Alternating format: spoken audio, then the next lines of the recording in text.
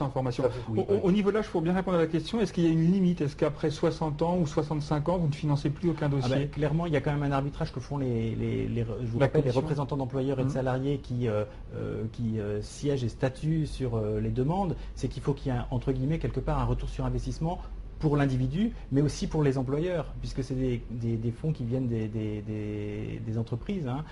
Donc, est-ce que quelqu'un qui part en congé individuel de formation à 65 ans ou à 62 ans et qui est à quelques semaines ou déjà à la retraite, d'abord il ne peut plus être financé, mais qui a quelques semaines de partir à la retraite, c'est clair que le projet sera difficilement finançable parce que voilà, il n'y a pas, entre guillemets, ce retour sur investissement collectif. Il y a peut-être celui au niveau individuel, mais pas celui au niveau collectif.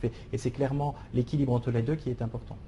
Il voulait ajouter quelque chose, non? Non, je rebondis effectivement sur ce que dit Armel, sur le côté, les obstacles sont fréquents, changer, ça génère tout un tas de turbulences, ça oblige à trouver des moyens pour concrétiser ces objectifs, et les moyens sont parfois difficiles à trouver, quel que soit son âge. Alors en fonction de l'âge, effectivement, on a des difficultés qui sont propres. En l'occurrence, je connais effectivement un certain nombre de personnes, des gens que j'ai vus dans ce type de démarche, passer 50 ans, rebondir j'allais dire sans souci, bien sûr que si, avec les difficultés propres au changement. Mais c'est possible. Une question